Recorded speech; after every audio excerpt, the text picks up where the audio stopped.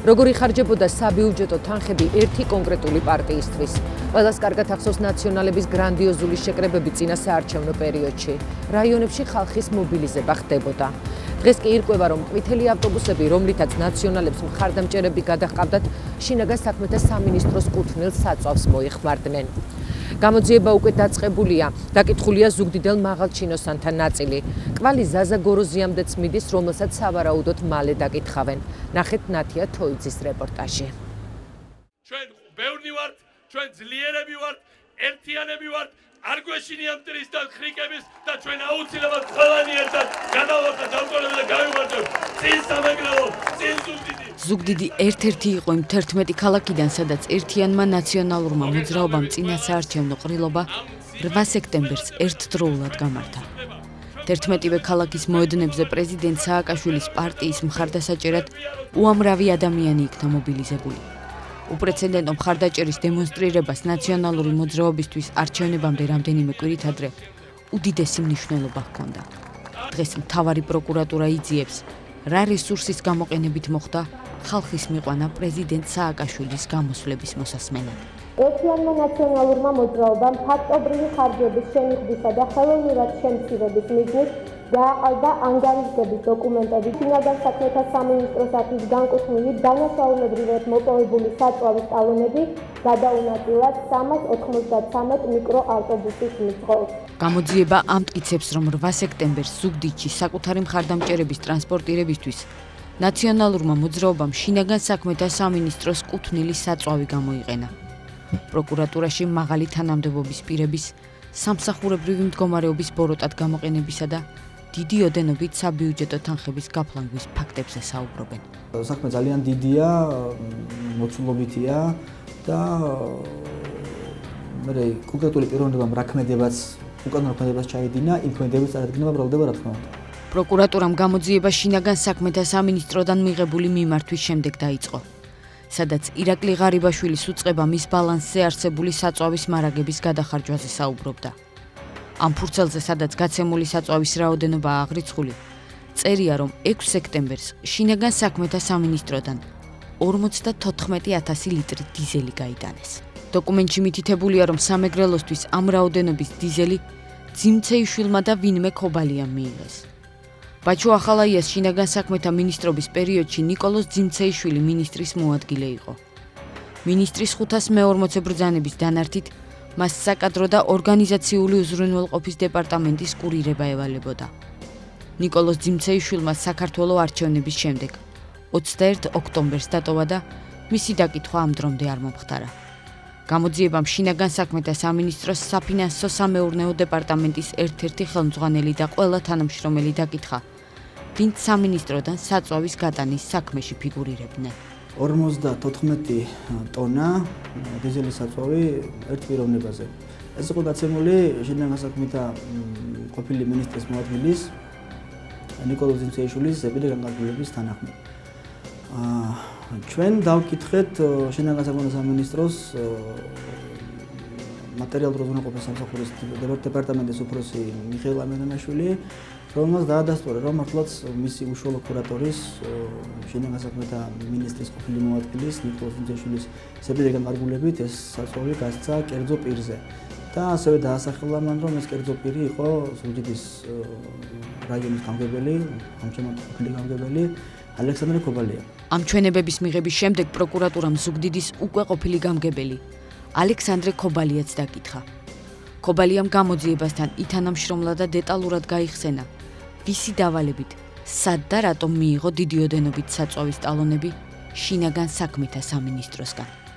ზუგდიდში იცოდნენ ჩემი გამომგზავრების შესახებ და მე ზუგდიდის საარჩევნო შტაბის უფროსმა ზაზა გოროზიამ მთხოვა, რომ თბილისში თან წამეღო ფულადი თანხა, რომ გადამეცა ტრანსპორტის კომპანიისთვის. ეს თანხა იყო 40,000 ლარი. რაც შეეხება საწვავს, ამის შესახებ ასევე ზაზა გოროზიამ მითხრა, რომ საწვავის შესახებ თბილისში ვინმე დამირეკავდა და გამაგებინებდა საწვავის ამბავსაც. თბილისში რომ ჩამოვედი, დამირეკა ლევან ქარდავამ და მითხრა, რომ დამირეკავდნენ და ვინც დამირეკავდა, იმას უნდა შევხვედროდი. მართლაც დამირეკა ჩემთვის უცნობმა პიროვნებამ და მითხრა, რომ უნდა მივსულიყავი საქართველოს შინაგან საქმეთა სამინისტროს ტერიტორიაზე და იქ მე მომაწვდიდა საწვავის ტალონებს. მართლაც 2012 წლის 6 სექტემბერს დაახლოებით შუა დღის მერე მივედი ორთაჭალაში, საქართველოს შინაგან საქმეთა სამინისტროს მიმდებარე ტერიტორიაზე, სადაც მე დამირეკა ჩემთვის უცნობმა პიროვნებამ და მკითხა თუ სად ვიდექი, რათა გადმოეცა საწვავის ტალონები. მე ავუხსენი მას, სადაც ვიდექი და სულ რაღაც 5 წუთში ჩემთან მოვიდა. ჩემთვის უცნობი პიროვნება, რომელმაც გადმომცა ლუკოილის საწვავის ტალონები. ეს ტალონები ჩალაგებული იყო წითელი ფერის ქაღალდის ჩანთაში. მათი საერთო რაოდენობა იყო, თუ არ ვცდები, 50-52 ტონა. ზუსტი ციფრი ნამდვილად არ მახსოვს, რადგან არ დამითვლია და ეს საერთოდ არ იყო ჩემი საქმე. ჩვენებაში ზუგდიდის ყოფილი გამგებელი ალექსანდრე ქობალია ამბობს, რომ დავალება სამეგრელო ზემო სვანეთის ახლანდელი გუბერნატორის ზაზა გოროზიასგან მიიღო, რომელსაც არჩევნებამდე სოფლის მეურნეობის მინისტრის პოსტი ეკავა. გოროზია მაშინ ნაციონალური მოძრაობის სამეგრელოს საარჩევნო შტაბის ხელმძღვანელიც იყო. ნაციონალების ყრილობისთვის შინაგან საქმეთა სამინისტროდან საწვავის გამოტანა კუდის ყოფილმა ხელმძღვანელმა, მეგის ქარდავას ძმამ, ლევან ქარდავა მოზრუნველყო, რომელიც ამჟამად პატიმრობაშია. ლუკოილის ტალონების მიღების შემდეგ, როგორც ალექსანდრე ქობალია ყვება, ის თბილისის მიკროავტობუსის ოფისში წავიდა, სადაც გოროზიას დავალებით ტალონები და ზუგდიდიდან გამოტანებული 40,000 ლარი უნდა დაეტოვებინა. თუმცა იქ პრობლემა შეიქმნა. ყვითელი მიკროავტობუსების ხელმძღვანელობამ ნაღდი ფული არ დაიტოვა. იძულებული გავხდით ამერიკა ზაზა გოროზიასთან და ვუთხარი, რომ კომპანია ითხოვდა ხელშეკრულებას. მე კი მეჩქარებოდა და მინდოდა ჩემს საქმეებზე წასვლა. ზაზა გოროზიამ მითხრა, რომ კომპანიის იურისტთან ერთად წავსულიყავი ნაციონალური მოძრაობის ცენტრალურ ოფისში და იქ გაგვერკვია ყველაფერი.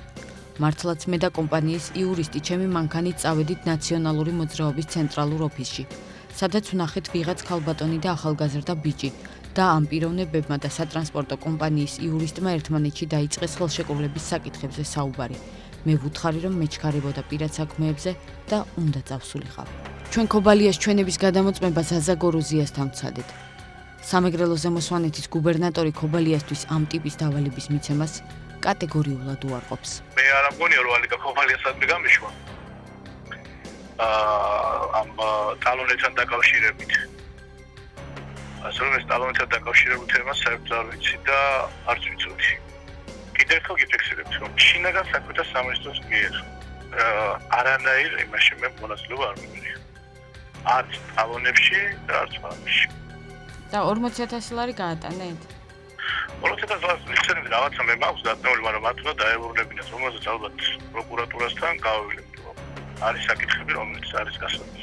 ამონაწერი, რომელსაც თქვენ ახლა ეკრანზე ხედავთ, 7 სექტემბერს ლუკოილის რამდენიმე ბენზინგასამართ სადგურზე ყვითელი მიკროავტობუსების მიერ შინაგან საქმეთა სამინისტროს ტალონებით ჩასხმული საწვავის რაოდენობას ასახავს. გრძელია ასევე სია, რომლითაც დასტურდება, როგორ იღებენ საწვავს ყვითელი მიკროავტობუსების კოლონები. ყველაზე მეტი სამარშრუტო ტაქსი საწვავის მისაღებად კახეთის გზატკეცილზე მდებარე ლუკოილის ბენზინგასამართ სადგურზე დაფიქსირდა. ლუკოილის კომპანია საერთოდ წესად აქვს ესეთი მიღებული, რომ მის უშუალოდ ჩამსხმელი ვინც არის ბენზინის, ტალონის უკანა მხრიდან აწერს იმ მანქანის ნომერს, რომელზეც ჩაიწყეს საწვავი. შესაბამისად ლუკოილიდან მივიღეთ ტალონების რაღაც რაოდენობა, სადაც უკან ეწერა, უკანა მხარეს ეწერა მანქანის ნომრები, იმ მანქანის ნომრები რომ მოვიძიეთ, ყველა მანქანის ნომერი აღმოჩნდა სწორედ ყვითელი მიკროავტობუსებზე გაცემული სახელმწიფო ნომრები. გამოძიებამ დაკითხა მძღოლებიც, რომლებიც ნაციონალური მოძრაობის ყრილობაზე თბილისიდან ზუგდიდში გაუშვეს. მათი მოძებნა ჩვენც შევძელით, თუმცა მძღოლებმა სატელევიზიო კომენტარზე უარი განაცხადეს. მე ნამდვილად არ ვიცოდი, მე ვისი იყო საწვავი და ვისი არ იყო, ასე ვიცოდი და არც ვიცოდი ვინ და რაღაცა დაავალა, უცხოური იყო პიროვნება, ვინც მოვიდა და მე ნამდვილად არ ვიცოდი, ვიცოდი ის რომ ნაციონალების აქციაზე მივიდიოდი ლუკოილში ჩავარხი. ყველა იქაც ყავდა? თუ ყველა მიქჩავარხი. ირკვევა, რომ ერთიანმა ნაციონალურმა მოძრაობამ საქართველოს ქალაქებში წინასაარჩევნო ყრილობისთვის ხელშეკრულება თბილისის მიკროავტობუსის 4-ვე კომპანიასთან ოფიციალურად გააფორმა. ხელშეკრულებას ხელს ნაციონალური მოძრაობის მაშინდელი გენერალური მდივანი მიხეილ მაჭავარიანი აწერს. პროკურატურის ინფორმაციით სამეგრელოს მიმართულებით თბილისიდან სინამდვილეში 393 ყვითელი მიკროავტობუსი გავიდა. თუმცა მიღება ჩაბარების აქტში გაცილებით ნაკლებია მითითებული. ოფიციალურად კომპანიაში მომსახურებისთვის ნაციონალური მოძრაობიდან დაახლოებით 40,000 ლარია გადარიცხული. მიუხედავად იმისა, რომ 73 მანქანა იქნა გამოყენებული, მიღება ჩაბარების აქტესთან ახლად ჩანს მხოლოდ 93 მანქანა გამოყენებული. ეს რატოა ესე მე არ ვიცი, ამას ალბათ დაკითხვებისას უკვე კონკრეტული პიროვნებები გვიპასუხებენ, ვისაც ხელი აქვს მოწერილი ამ მიღება ჩაბარების აქტებზე და ამ ხრივ გამოძიება ჯერ კიდევ გრძელდება. ხელშეკრულებაზე და მიღება ჩაბარების აქტზე ხელის მომწერი მიხეილ მაჭავარიანი ამბობს, რომ ყველა კითხვას პასუხს აუდიტის სამსახურიდან გამოთხოვილი დოკუმენტების მიღების შემდეგ გასცემს. ნაციონალური მოძრაობის ყოფილი გენერალური მდივანი დარწმუნებულია, რომ ერთიან ნაციონალურ მოძრაობასა და თბილისის მიკროავტობუსს შორის გაფორმებული ხელშეკრულებით კანონი არ დარღვეულა. ამ საკითხთან დაკავშირებით თუ გაინტერესებთ GNS, დამელოდეთ, ჩვენ გავაკეთებთ ამომწურავ კომენტარს, ყველა დოკუმენტის წარდგენით, ყველა ხელშეკრულების წარდგენით, მათ შორის ყველაფერზე რაც თქვენ გაინტერესებთ. კონტროლის პალატაში მოვითხოვე რაღაც მასალები. კონტროლის პალატა მithova ვადა იანვრის დასაწყისში, როცა განსაჯაროვდება, აი ამის მერე მივიღებ მასალებს. მე ახლა ნაციონალურ მოძრაობაში მაქვს ხელშეკრულებები, მიღება ჩაბარების აქტები, 8 სექტემბრის აქციასთან დაკავშირებით. უბრალოდ მე მინდოდა ამის გაკეთება გუშინ, მაგრამ ვინაიდან ყველა დოკუმენტი ხელთ არ მაქვს, გავაკეთებ მას შემდეგ, რაც ყველა დოკუმენტი მექნება ხელთ. ჩვენ გავაფორმეთ ხელშეკრულება და მივიღეთ მომსახურება იმდენი მარშრუტის, რაც წერია ხელშეკრულებაში. საარჩევნო და პოლიტიკური ტექნოლოგიების კვლევის ცენტრის დირექტორი მიიჩნევს, რომ პარტიული მიზნებისთვის შინაგან საქმეთა სამინისტროს სახსრების გამოყენება მხოლოდ ერთი პატარა დეტალია იმ კორუფციული სქემისა, რომლითაც ნაციონალური მოძრაობა საბიუჯეტო სახსრების გამოყენებას ახერხებდა. რეალურობა იკვეთება აქ მინისტრის მოქმედებებიდან დაწყებული დამთავრებული იმ ადამიანამდე, რომელმაც ეს ტალონები გამოწერა და გადასცა. გუბერნატორების გამგებლების ამავდროულად ხაზი მინდა გაუსვა, რომ იმ ადამიანებისაც და იმ კომპანიის წარმომადგენლებისაც, რომელმაც ხელი მოაწერეს ნაციონალურ მოძრაობასთან ხელშეკრულებებზე მომსახურების შესახებ. პროკურატურა ყველა იმ პირის დაკითხვას აპირებს, ვისი მონაწილეობაც საქმეში იკვეთება. თუმცა განსხვავებულია ნიკოლოზ ძიმცეიშვილის საქმე. ის პროკურატურაში არა მოწმედ, არამედ ბრალის წარსადგენად დაიბარეს. ნიკოლოზ ძიმცეიშვილი საქართველოში ჯერ არ დაბრუნებულა და თუ უახლოეს მომავალშიც არ დაბრუნდა, მასზე ძებნას ინტერპოლის ხაზით გამოაცხადებენ. დანაშაული, რომელსაც იუსტიციის მინისტრის ყოფილი მოადგილის თინა ბურჯალიანის მეუღლეს ედავებიან 7-დან 11 წლამდე პატიმრობას ითვალისწინებს.